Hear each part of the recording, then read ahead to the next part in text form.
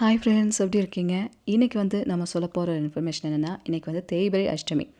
வழக்கமாக தேய்பிறை அஷ்டமியில் நமக்கு தெரிந்த தெய்வங்களை நம்ம வழிபடுவோம். அதாவது பைரவர், வராகி அம்மன், சிவன் வழிபாடு, இந்த மாதிரியான வழிபாடுகள் எல்லாம் தேய்பிறை அஷ்டமியில் பண்ணுறது நல்லது அப்படின்னு சொல்லியிருக்காங்க.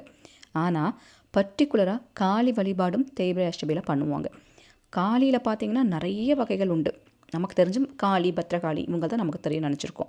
ஆனால் அந்த காளியில் இருக்கிற பல வகையான காளிகளை கும்புறதிலும் ஒரு வகையான பலன்கள், ஒரு வகையான பலன்கள் நமக்கு கொடுக்குது அப்படிங்கிற மாதிரி சொல்லியிருக்காங்க.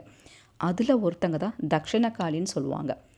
நார்மலாக இந்த தக்ஷண காளியை நம்மளால் சாதாரணமாக கும்பிட்றக்கே ஒரு ஒரு நல்ல நேரம் அப்படிங்கிறது வரணும். இந்த தக்ஷண காளியை நினைக்கிறக்கே ஒரு நல்ல நேரம் வந்தால் தான் இவங்களை நினைக்க முடியும், வணங்க முடியும். இந்த மாதிரி நிறைய விஷயங்கள் சித்தர்கள் குறிப்பில் கொடுத்துருக்காங்க. இந்த தக்ஷண காளியோட வேலை என்னென்னா, அதாவது இந்த திடீர்னு ஏதாவது பழி சொல்லிடுவாங்க தெரியுங்களா? நம்ம செய்யாத தப்புக்கு நம்ம மேலே ஒரு பழி சொல்கிறது, அவதூறு கிளப்புறது, தேவையில்லாத இந்த ரூமர்ஸ்லாம் பண்ணி வர்றது, அந்த மாதிரி கெட்ட விஷயங்களை பரப்புறது, அப்புறம் பொய் சொல்கிறது, இந்த மாதிரி பொதுவாக சொல்லணுன்னா அநீதிகளை அவங்க பொறுத்துக்கவே மாட்டாங்க. எந்த ஒரு தப்பாக இருந்தாலும் சரி, அநீதிகளை அவங்க முன்னாடி போய் நம்ம அழுதுட்டோம், இப்படி என்னை செய்யாத தப்புக்கு என்னை பழி சொல்லிட்டாங்க, இப்படி ஒரு பாவத்தை என் மேலே சுமத்திட்டாங்க, இப்படி நம்ம கண்ணீர் விட்டுட்டாலே அந்த தெய்வம் தாங்கவே தாங்காதான். அப்படியாப்பட்ட ஒரு தெய்வம் அது. தட்சிண காளியோட வழிபாடு பண்ணுறக்குனே ஒரு கொடுப்பனை வேணும்னு சொல்லியிருக்கிறது அதுதான். Immediate result. உடனே உடனே உடனே உடனே அந்த அவங்க பவர் காமிப்பாங்க. அவங்களோட பவர் அந்த மாதிரி. இன்றைக்கி செஞ்சிங்கன்னா நாளைக்கு காலையில் உங்களுக்கு அதோட பவருங்கிறது காமிச்சிரும். அந்த மாதிரி ஒரு பவர் இருக்குது. ஆனால் இவங்களை சில முறைகளோடு தான் கும்பிடணும் அப்படிங்கிற மாதிரியும் சொல்லியிருக்காங்க. இந்த காளியை நீங்கள் கும்புறீங்கனாலே இந்த காளியோட பழக்கம் எப்படி இருக்குன்னா, எனக்கு நீ என்ன செய்வ அப்படிங்கிற மாதிரி இருக்கும். எனக்கு நீ என்ன கொடுப்ப, நீ எனக்கு இதை கொடு, நான் உனக்கு இதை கொடுக்குறேன் அப்படிங்கிற மாதிரி தான் இந்த தெய்வத்தோட வழிபாடு இருக்கும். மெயினாக இந்த தட்சிணகாளி வழிபாடு அப்படிங்கிறலாம் வெளிநாடுகளில் பல மாநிலங்கள்லாம் கும்பிட்டுட்ருக்காங்க. என்னென்னா பலி கொடுப்பாங்க. பலி அப்படிங்கிறத வச்சு தான் இந்த சுவாமியை கும்பிடுவாங்க. ஆனால் நம்ம அப்படி அது பண்ணக்கூடாது இல்லையா? பலிங்கிறது சைவ பலி, அசைவ பலி ரெண்டுமே இருக்குது. ஆனால் நம்ம சைவ பலி அப்படின்னு சொல்கிறது எலுமிச்சம்பழம், பூசணிக்காய், இந்த மாதிரி பலிகளை கொடுத்தும் கூட தெய்வத்தை வணங்குறது உண்டு. அது அதுக்கு ஈக்குவல் ஆகிடும் அப்படிங்கிற மாதிரி சொல்லியிருக்காங்க. ஸோ இந்த தெய்வத்தை நீங்கள் வழிபடுறதுக்கு முன்னாடி ஃபஸ்ட்டு ஒரு எலுமிச்சம்பழத்தை எடுத்து வச்சுக்கோங்க. இந்த எலுமிச்சம்பழம் அல்லது பூசணிக்காய் ரெண்டில் எது கிடைச்சாலும் பரவாயில்ல. இது ரெண்டில் ஏதோ ஒன்று கண்டிப்பாக எடுத்து வச்சுக்கோங்க. இதை இந்த வழிபாடு முடிக்கும் போது நம்ம இதுக்கு அம்மனுக்கு செய்ய வேண்டிய ஒரு முறை இருக்குது. அது நான் உங்களுக்கு கடைசியில் சொல்கிறேன். இப்போ நீங்கள் என்ன பண்ணணும்னா, உங்கள் வீட்டில் இந்த அன்னையை நினச்சி ஒரு தீபம் வைங்க. தனியாக ஒரு அகல் விளக்கு வைங்க. ஒரு புதுசாக ஒரு அகல் விளக்கு, ஏற்கனவே வச்சுருக்க அகல் விளக்கு யூஸ் பண்ண வேண்டாம்.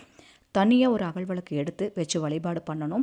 ப்ளஸ் இன்னொரு விஷயம் உங்களுக்கு என்னென்னா, தட்சிணகாளி வழிபாட்டுக்கு அந்த அன்னை மனமுருகி நீங்கள் ஏதாவது கேட்குறோன்னா கேட்கலாம். ஃபோட்டோ வச்சு வழிபாடு பண்ணக்கூடாது. ஃபோட்டோ இருந்தாலும் அதை எடுத்துருங்க. தீப வழிபாட்டில் தான் இவங்களை நம்ம கும்பிடணும். இப்போ இதெல்லாம் ஓகே ஆயிடுச்சுங்களா? இப்போ நம்ம என்ன பண்ணணும்னா, அந்த தீபத்தை முன்னாடி ஒரு தட்டோ அல்லது ஒரு பேப்பரோ ஏதாவது ஒன்று வச்சு சிவப்பு நிற குங்குமத்தால் தட்சிணகாளியின் மூல மந்திரம் இருக்குது. மூல மந்திரம் அப்படிங்கிறது ரொம்ப பவர்ஃபுல். எல்லா தெய்வத்துக்கும் மூல மந்திரம்ங்கிறது ஒரு ஸ்ட்ராங்கான ஒரு விஷயம். அது அந்த வகையில் இந்த மந்திரம் ரொம்ப ரொம்ப பவர்ஃபுல் அப்படின்னு சொல்லியிருக்காங்க. இப்போ இந்த மந்திரம் எப்படி சொல்லணுங்கிறது சொல்கிறேன். ஒரே மாதிரி ப்ரொனன்சியேஷன் வர மாதிரி இருக்கும். ஆனால் ஒரு எழுத்துக்கள் தான் மாறுபட்டிருக்கும். இது எல்லாமே பீஜ மந்திர சொற்களை கொண்டு உருவாக்கின ஒரு சக்தி வாய்ந்த மூல மந்திரம். இதை எப்படி சொல்லணுங்கிறது பார்க்கலாம். ஓம் க்ரீம் க்ரீம் க்ரீம் ஹ்ரீம் ஹ்ரீம் ஹ்ரூம் ஹ்ரூம் தக்ஷிணே காளிகே க்ரீம் க்ரீம் க்ரீம் ஹ்ரீம் ஹ்ரீம் க்ரூம் ஹ்ரூம் ஸ்வாஹா. சரிங்களா? ஸோ அந்த ஹா, அந்த இக், இந்த மாதிரிலாம் அந்த ப்ரொனன்சியேஷன் மட்டும் கொஞ்சம் அப்படியே மறைவாக வரும்னு சொல்லுவாங்க. ப்ரொனன்சியேஷன் மறைஞ்சு வரும்னு சொல்லுவாங்க. அது சொல்லும் போது உங்களுக்கு தெரியும். சரிங்களா? ஸோ இதை மட்டும் பார்த்து ஒரு இடத்துக்குலாம் நீங்கள் அப்படியே படித்து கூட நீங்கள் அது வார்த்தைகள் ஒரு வார்த்தைகளாக கூட சொல்லலாம். இந்த மந்திரத்தை 11 முறை சொல்லுங்க போதும். அதுக்கு மேலே சொல்ல வேண்டாம். எப்போ இந்த மந்திரத்தை நீங்கள் பயன்படுத்தினாலும் 11 முறை சொல்கிற மாதிரி பார்த்துக்கோங்க. இந்த மந்திரத்தை எந்த விஷயம் உங்களுக்கு நடக்கணுமோ அதை மனசார பிரார்த்தனை பண்ணிவிட்டு இந்த மந்திரத்தை சொல்லணும். ஏதாவது ஒரு வேலை கிடைக்கணும், இல்லை இந்த பழி சொல்லேருந்து என்னை விடுதலை பண்ணணும், இவங்களே என் மேலே அந்த தப்பு இல்லைன்னு ஒத்துக்கணும், அந்த மாதிரிலாம் நினைப்பீங்கள. அவங்க ஒரு பொய் சொல்லிட்டாங்க, ஆனால் அவங்க இப்போ வரைக்கும் ஒத்துக்கலை, என் மேலே தான் தப்புன்னு சொல்லிட்டாங்க. அந்த தப்பை அவங்களே இவங்க மேலே தப்பு இல்லைன்னு சொல்லணும் அப்படிங்கிற மாதிரி விஷயமெல்லாம் நினச்சிங்கன்னா அதெல்லாம் தாராளமாக இந்த அன்னைக்கிட்ட கேட்கலாம். சூப்பராக பவர் காமிப்பாங்க. நல்ல ஒரு ரிசல்ட் உங்களுக்கு கிடைக்கும். சரிங்களா? அதுவும் எப்படின்னா, தப்பு செஞ்சவங்களுக்கு ஒரு தண்டனை கொடுக்கும் போது இந்த அன்னை ஒரு அப்படியே சந்தோஷமாக ஒரு நடனமாடி அவங்களுக்கு அந்த பனிஷ்மெண்ட் கொடுப்பாங்கன்னு சொல்லுவாங்க. நீங்கள் ஒன்றே பனிஷ்மெண்ட் கொடுக்குறனதும் அவங்கள அழிக்கிறது அப்படிங்கிறத நினச்சிக்க வேணாம். அப்படி கிடையாது. அவங்க பண்ண தப்பை அவங்க தான் பண்ணாங்க நிரூபித்து காமிக்கிறதுல ஆனந்த தாண்டவம் போடுவாங்களாம். ஆனந்த தாண்டவம் ஆடி அதை நிரூபித்து காமிக்கிறதுல அந்த அன்னைக்கு அத்தனை ஒரு சந்தோஷம் வருமா. அந்த மாதிரியான ஒரு தெய்வம். இந்த தட்சிண காளியை வந்து மனசார நினச்சி ரொம்ப நேர்மையான தெய்வம் அவங்க. இவங்ககிட்ட நம்ம நேர்மையாக எந்த விஷயத்த கேட்டாலுமே மனசார நினச்சி கேட்கும்போது அதை அப்படியே செஞ்சு கொடுப்பாங்களாம். இது வந்துட்டு இந்த மாதிரி அநீதிகளுக்கு மட்டும் இல்லை, நீங்கள் ஏதாவது ஒரு முக்கியமான விஷயமெல்லாம் நடக்கணும் அப்படின்னு நினச்சா கூட நீங்கள் இவங்களை வழிபாடு பண்ணலாம். இந்த அன்னையை வழிபாடு பண்ணுறக்கு செவ்வாய்க்கிழமை, வெள்ளிக்கிழமை, வியாழக்கிழமை, புதன்கிழமை, அமாவாசை, பௌர்ணமி, ஞாயிற்றுக்கிழமை கூட நீங்கள் கும்பிடலாம். எல்லா நாட்களும் கும்பிடலாம். ரொம்ப பவர்ஃபுல்லான நாட்கள் அப்படின்னு பார்த்தீங்கன்னா இந்த தேய்பிறை அஷ்டமியில் பண்ணுவாங்க, வளர்பிறை அஷ்டமியில் பண்ணுவாங்க, அமாவாசை, பௌர்ணமி, வெள்ளி, செவ்வாய், இதெல்லாம் நோட் பண்ணி வச்சுக்கோங்க. இந்த நாட்களெல்லாம் வந்துட்டு நீங்கள் காலையிலையோ அல்லது ஈவினிங்கோ இவங்கள நம்ம வாராகி எப்படி சூரியன் அஸ்தமனம் ஆனதுக்கப்புறம் நம்ம கும்பிட்றோம், அதே மாதிரி இவங்கள சூரியன் அஸ்தமனம் ஆனதுக்கப்புறம் கும்பிட்றது இன்னும் பவர்ஃபுல்னு சொல்லியிருக்காங்க. எலுமிச்சம்பழத்தை எடுத்துக்கோங்க. நான் சொன்னது இந்த மந்திரமெல்லாம் சொல்லி முடிச்சுட்டு வழிபாடெல்லாம் நீங்கள் முடிச்சிட்டிங்கன்னா இந்த தெய்வத்துக்கு நம்ம ஒரு காணிக்கை செலுத்துறதுக்கு சமம். இந்த பலி பூஜைன்னு சொல்லுவாங்கள்ல, அதற்கு ஈக்குவலான ஒரு பலன் கொடுக்கக்கூடியது இந்த சைவக்கனி, சைவ பலின்னு சொல்லுவாங்க. இது எலுமிச்சம்பழத்தை நம்ம கொடுக்கறது. இப்போ நீங்கள் என்ன பண்ணுங்கள், உங்கள் வழிபாடெல்லாம் முடிச்சுட்டு நல்லா மந்திரமெல்லாம் சொல்லி முடிச்சுட்டு கடைசியாக இதை செஞ்சுருங்க. கடைசியாக செய்யும் போது இந்த எலுமிச்சம்பழத்தை 2ஆக கட் பண்ணிக்கோங்க. 2ஆக கட் பண்ணி எலுமிச்சம்பழத்தை குங்குமம் தடவி அதை அப்படியே கொஞ்ச நேரம் அந்த சாமிக்கு முன்னாடி, விளக்குக்கு முன்னாடி அப்படியே வச்சுட்டு இதை எடுத்து கொண்டு போய் தூர போட்டுருங்க. ஏதாவது கால்படாத இடத்துல, இந்த முக்கெல்லாம் திரும்பும்ல அந்த மாதிரி இடத்துல போட்டு வந்துடுங்க இந்த எலுமிச்சம்பழத்தை. சரிங்களா? அதை வீட்டில் வைக்கக்கூடாது, போட்டுறணும்.